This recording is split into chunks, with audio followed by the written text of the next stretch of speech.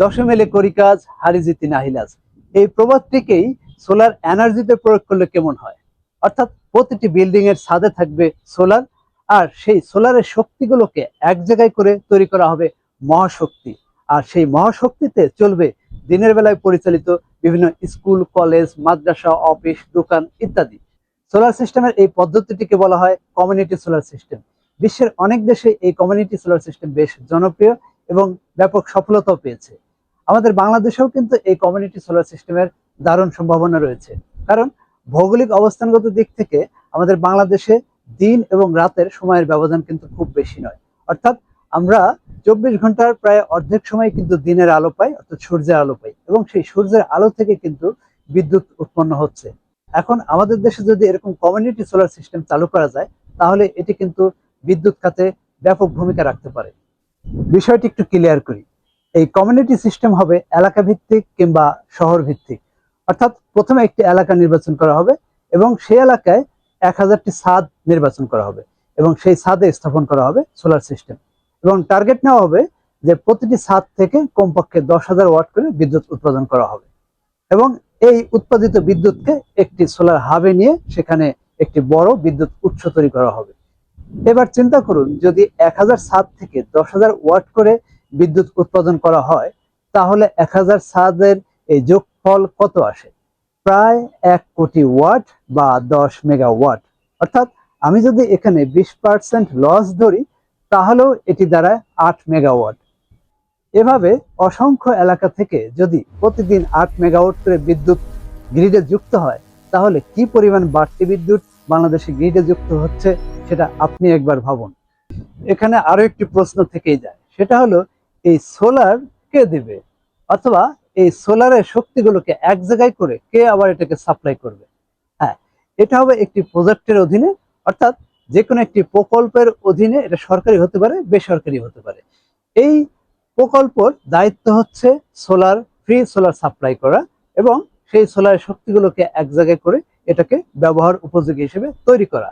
এবং বাড়িওয়ালা শুধু ছাদ দিবেন, আর সেই প্রকল্পের অধীনে সেই ছাদকে ব্যবহার করে এরকম কমিউনিটি সোলার ব্যবস্থা তৈরি করা হবে। এখন প্রশ্ন হলো, এই কমিউনিটি সোলারের মাধ্যমে উৎপাদিত বিদ্যুৎ কোথায় ব্যবহার করা হবে? উত্তর হচ্ছে, এই বিদ্যুৎও বিক্রি করা হবে দিনের বেলায় পরিচালিত বিভিন্ন স্কুল, কলেজ, মাদ্রাসা, অফিস, দোকান ইত্যাদি। তাহলে বাড়িওয়ালা যদি ছাদ দেয়, তাহলে তার কি লাভ? এটি হবে একটি রেভিনিউ শেয়ারিং মডেল। অর্থাৎ এই উৎপাদিত বিদ্যুৎ বিক্রি করে যে পরিমাণ লাভ হবে, সেই টাকাটা ব্যবহার অনুযায়ী এই বাড়িওয়ালার ছাদের মালিকদের মধ্যে বন্টন করে দেওয়া হবে। এই কমিউনিটি সোলার সিস্টেম কিভাবে পরিচালিত হবে কিংবা এই টেকনোলজি কিভাবে কাজ করবে, চলুন সেটা একটু জানার চেষ্টা করি। এই সিস্টেম মূলত দুইটি ধাপে পরিচালিত হবে। একটি হলো বিদ্যুৎ উৎস এবং অন্যটি সোলার হাব।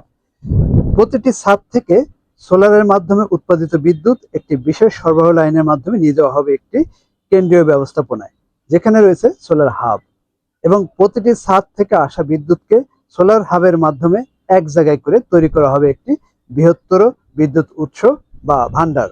এবং এই বিদ্যুৎ ভান্ডারকেই সরবরাহ লাইনের মাধ্যমে পৌঁছে দেওয়া হবে গ্রাহকের কাছে।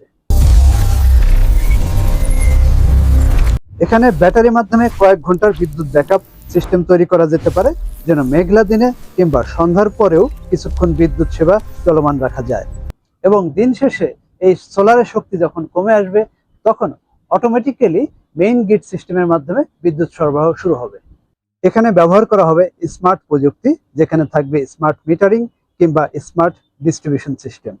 এতে করে কোন ছাদ থেকে কি পরিমাণ বিদ্যুৎ উৎপাদন হলো এবং সেখান থেকে কি পরিমাণ ব্যবহৃত হলো, তার আলাদা আলাদা হিসেব থাকবে। এবং সোলার হাব থেকে কি পরিমাণ বিদ্যুৎ সরবরাহ হলো এবং কত টাকা বিক্রি করলো, তারও হিসাব থাকবে।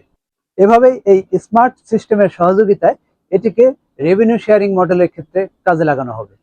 তবে এই কমিউনিটি সোলার সিস্টেমটিকেও ধরে নিতে হবে একটি সাস্টেনেবল সার্ভিস মডেল। অর্থাৎ এখানে অনেক বেশি লাভও হবে না, আবার লসও হবে না, কিন্তু এই কন্ট্রিবিউশনটা বাংলাদেশে বিদ্যুৎ খাতে ব্যাপক অবদান রাখবে। অর্থাৎ বাংলাদেশ যদি বিদ্যুৎ খাতে স্বাবলম্বী হয়, তাহলে বিদেশ থেকে তেল আমদানির চাপ কমবে, ডলারের রিজার্ভ বাড়বে, অর্থাৎ ডলারের উপর চাপ কমবে এবং সেটা দেশের অর্থনীতিতে ব্যাপক অবদান রাখবে।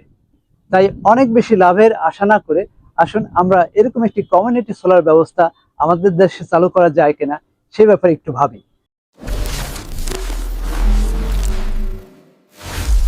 থিওরিক্যালি অনেক কিছু সম্ভব, কিন্তু বাস্তবে বাংলাদেশের প্রেক্ষাপটে এটা কতটা বাস্তব সেটা আপনি একটু ভাবুন। আপনার কাছে যদি এর চেয়েও দারুণ কোনো আইডিয়া থাকে তাহলে কমেন্টস বক্সে শেয়ার করুন। ঠিক এই সোলার কমিউনিটির মতো আমার আপনার আইডিয়া কমিউনিটি দিয়েও বাংলাদেশের বিদ্যুৎ খাতে দারুণ ভূমিকা রাখতে পারে। কন্টেন্টটি ভালো লাগলে কমেন্টস করুন, শেয়ার করুন, লাইক করুন। সবাই ভালো থাকুন, সুস্থ থাকুন।